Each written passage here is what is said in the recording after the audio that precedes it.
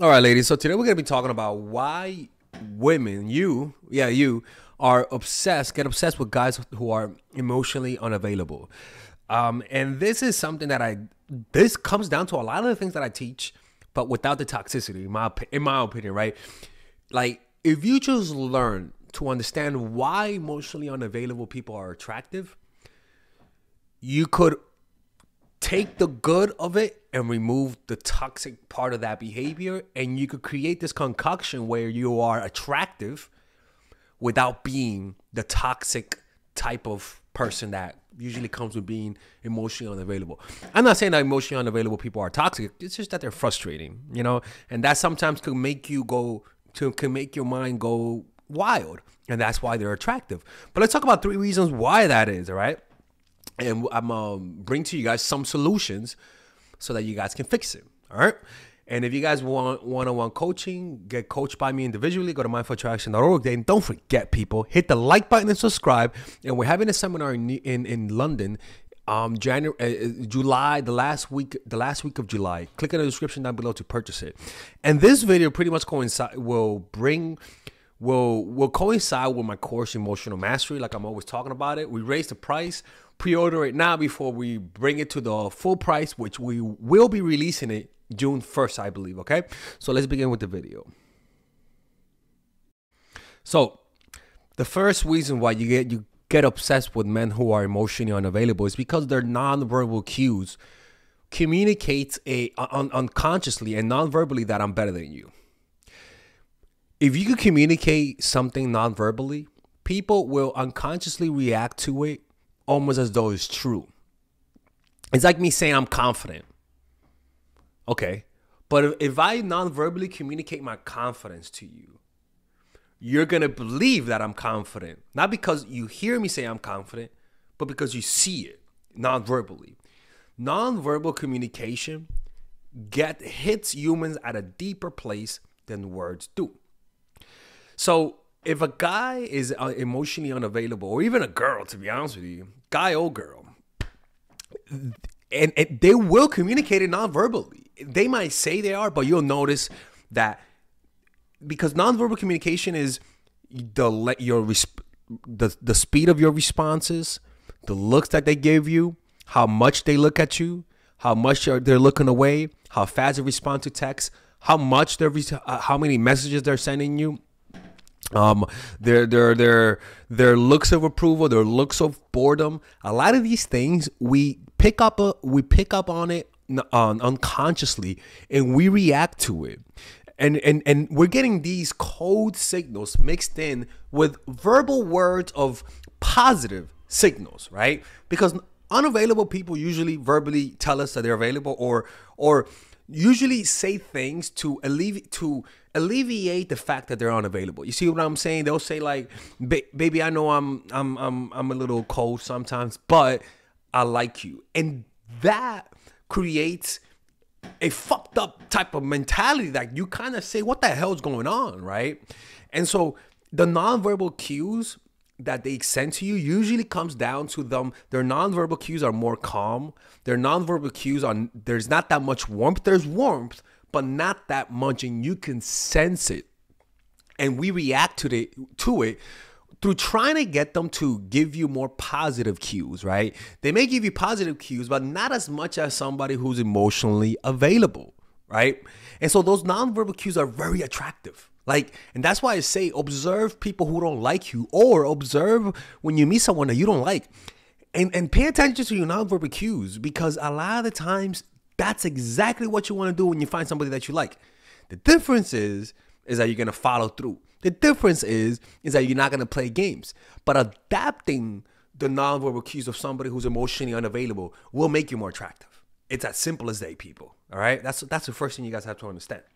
It comes down to just lowering your nonverbals, speaking slower and responding slower and moving slower. This is what happens when you meet someone. If you're on a date with someone and you don't find them that attractive, or you're in a position of power, like let's just say you're interviewing someone, you'll notice your nonverbal cues will all of a sudden expand. You'll take up more space. You'll speak slower. You'll respond slower. You move slower. All of those things communicate power. Communicate that I don't need anything from you. What do you have to offer me?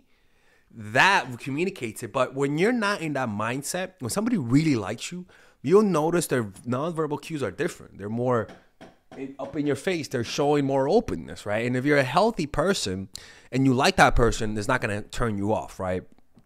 But that's one thing, is that their nonverbal cues are making you chase, right? Now we're going to go to a quick commercial break because Father Alex has to pay his bills and pay his tuition, people. All right, ladies and gentlemen, if you guys haven't purchased any of my courses, we have a special bundle deal for everyone. So that you can purchase all of my courses, meaning you could purchase the psychological game of attraction, natural chemistry, and Nice Girl, along with all of the bonuses. Originally, if you purchase everything without the bundle, it'll be around $500, to be honest with you. But right now, if you guys purchase it with the bundle, you guys will be able to get all of these courses: psychological game of attraction, which is for women who are single; natural chemistry, which is for women who are in a relationship; Nice Girl, which is a course on assertiveness, along with all of the bonuses: social mastery, practical mastery in terms of how to master anything, social mastery in terms of how to master your social skills, and the laws of human nature, wherein it's part of the Robert Greene book club I used to have. All of these, naturally, like I said, it's $500. Now you get it at $394, which is essentially 20% off everything. But if you guys want to purchase a more affordable bundle, you guys can purchase the bundle without the bonuses, and that will be at $224 rather than the $300. Well, rather than the $293 that you guys would naturally purchase it. So you could purchase it with the bundle or without the bundle. You could purchase it with the bonuses or without the bonuses. It's all of the work that I put in the last 4 years, in the last 5 years, actually, all of the research that I've done. And this course, rather than watching all of my videos, and because they could be random and you could sort of like lose the big picture because there's just so many videos, you guys get all of the content condensed in a course. Trust me, people, if you guys purchase this, you won't regret it. If you haven't purchased it, hopefully this will push you towards it, because it's something that I believe in, and everyone who's purchased my course have been satisfied with it. And if they didn't like it, I always give their money back. I have never rejected a refund. All right. So purchase it right now. Click on the description down below where it says purchase the bundle, and I'll see you guys inside. All right, so the next thing is promises and hot and cold. A lot of the times, most people manipulate you not because they're mean, but because they just don't want to tell you the truth. They don't want to hurt you. They don't want to offend you. They don't want to tell you the truth that maybe they just don't like you, and it hurts. And so people understand that. So what they do instead, they kick the can down the road and tell you what you want to hear. They kick the can down the road, and rather than confronting you and breaking up with you, they'll tell you that they like you, or they'll lie to you outright and know that they're manipulating you. But the point is that they're unavailable, but yet they're so nice to you. They're unavailable, but yet they're still giving you something. And your ego, which is the other reason, will naturally get in front of you and say, hey, we can't lose this person. We cannot take a loss. We cannot take a loss in our record. We need to win this battle, all right? But understand is that it's just the hot and coldness. The promise is that I'm not available now, but let me finish this job, or let me move here, or let me do this, and then I'll be available. The way that you insulate yourself from that type of dynamic is to find people who are ready. If somebody's not ready, you drop them. If somebody's not ready for you, you do not wait. You just say, if you're not ready, I'm going to find somebody else, and you hit me up when you're ready. And if I'm still single, we can make it work. But you don't let somebody make you a prisoner of hope. A lot of times, emotionally unavailable people just trap us in a prison of hope.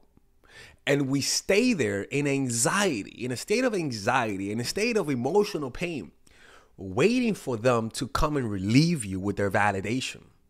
You validate yourself by making the decision, I am not going to chase this person.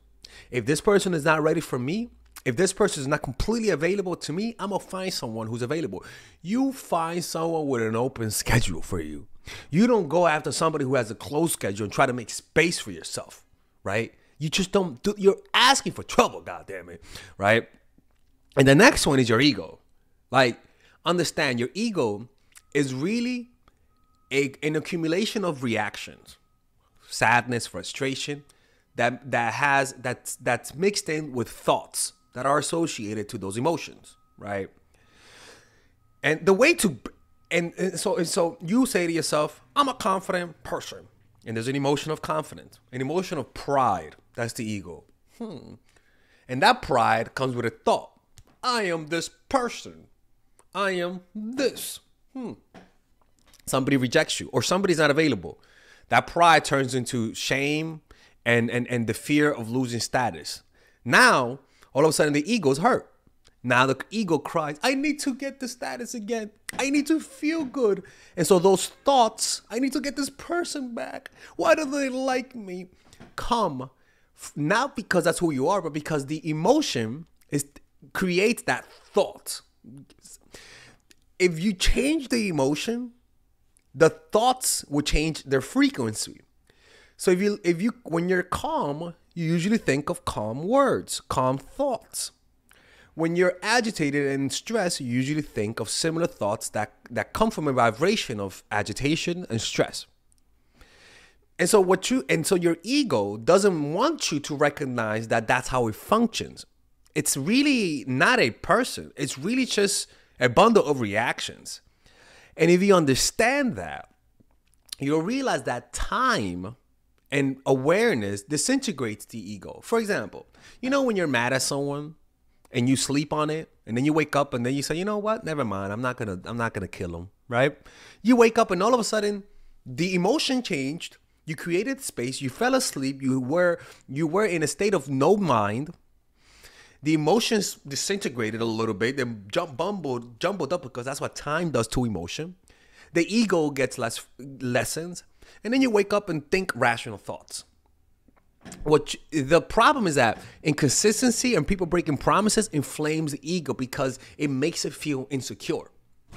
What you want to do then is learn to massage those emotions and and realize that your attraction to this person is just an illusion. The same illusion that people have when they're angry and they want to hit someone and they know that it's just an emotion and you back off and you don't give it a reality. And maybe you sleep on it and you wake up the next day and you say, good thing I didn't do that. Can't you see how those emotions, if they're strong enough, they literally possess your body and take over your thoughts and behavior? When you give it space, it might feel like you like this person, but given it space, you're going to slowly start, the fog of emotions is going to clear, and all of a sudden you're going to see the sunshine and say, oh, it's just that my ego was hurt. And if I just give it time, I'll get over it and it won't hurt. But if you keep feeding it and chasing this person, chasing, all of a sudden, by you identifying it and giving it so much energy, it's going to become more solid. Like it starts off as a hologram, it becomes more solid and it feels real. So you act on it. So what I want you to do is just give people who are unavailable, don't give them time of day, leave them. You're gonna get over them quicker than you realize. Don't react to the emotion by acting on it. What I want you to do is just observe the emotion. I talk a lot about this in my upcoming course, Emotional Mastery.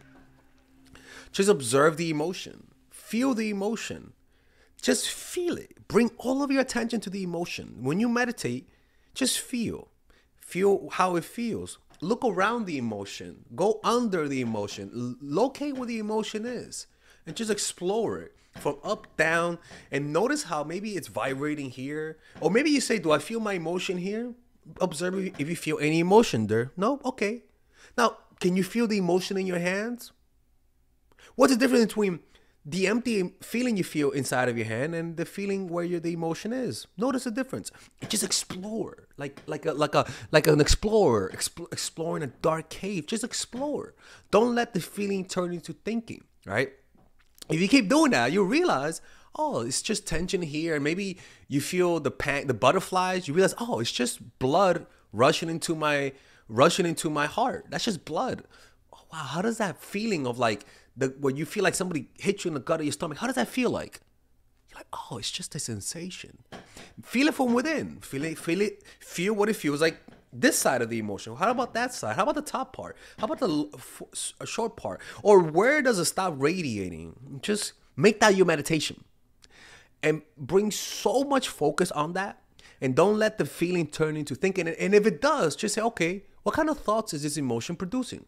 Oh, it's making me think about that dude. Or it's making me think about that girl. Wow, that's so interesting. You just observe. You're like, oh, wow. Oh, wow, look at this. And you'll realize that you don't really like this person. It's just that you've always felt this anxiety. You've always felt it.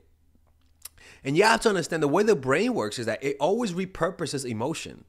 You're never going to feel, if the feeling of depression is not inside of you, you're never going to feel it. But if there's a feeling of depression, what the body does is that it looks for occasions that says, okay, maybe this is the moment to feel depressed. And so that emotion that you usually don't feel gets into the surface of your consciousness, and then you feel depression. But the truth is that that depression was always there. And if you never paid attention to it, or if you never felt it, and then you feel it, that's when it's going to be at the strongest. But if you just let yourself feel, like through the strategies that I talk to you, and just feel it, over time, just like anything, the more you're exposed to something, exposure therapy, the less you feel it. But just don't turn away from it. Don't look away. Look at it. Keep feeling it. And then you're going to stop associating that person with the emotion. And you realize that in reality, it's like when you think about the people who you were in love before. You're like, why did I love them? It's the same illusion. It's like, just give it time. Keep seeing it. And you'll realize that in reality, you don't really like this person. It's just that those emotions are so intense and they're looking for ways to express themselves that if somebody hurts us, the trauma that you felt in the past that maybe came from your childhood, it's going to be repurposed for the rejection that you had from this person that rejected you. It's just repurposed. It's nothing new. It's always inside of you. And the way to heal that is just to feel it. Just feel it. Understand the feeling. Like yesterday I was meditating and I got in this fucking crazy Zen state where I was just like feeling, like I was like, oh my God, this anxiety that I feel is so crazy. And I was almost like holding it and just looking at it. And it was almost, and then I heard thoughts come from it. Oh, I cannot wait for this day. Like it's about the future. I'm having a trip. I'm like, oh, and I was feeling anxiety, right? And I was like, oh my God, look at the thoughts that it's creating. But it was crazy because I've sensed that I was just this observer, observing this emotion. And I noticed how this emotion was making me see the world like shitty. You know, when you're sad and you can't see the sunshine anymore, you're sad and you can't see the beauty of this world. I was like, oh my God, it's completely tinting my ability to see beauty. And so I was like, oh my God, that's so interesting. I was just observing and observing. And then without me even knowing it, I was in a state of complete peace. And the ego slowly died away until it resurfaces. But the next time it resurfaces, it doesn't come with as much strength. And that's how you do it, people. Right? You never really like the person a lot of the times when they're unavailable. You're just having a projection and you think you like this person when in reality, it's just your ego. You know? And just that's why you should never chase people who are emotionally unavailable. Pull away. Don't go after them. It's just your trauma making you think you like this person. You know, if you want to learn more about this, check out our course, Emotional Mastery, on sale. We're going to be releasing it June 1st, but pre-order it now because prices are going up, okay? Anyways, I'll see you guys in the next video. Let me know if this video made any sense. If you guys want one-on-one coaching, go to mindforattraction.org, and I'll see you guys. Oh, and check out our Patreon, and I'll see you guys in the next video. Bye-bye.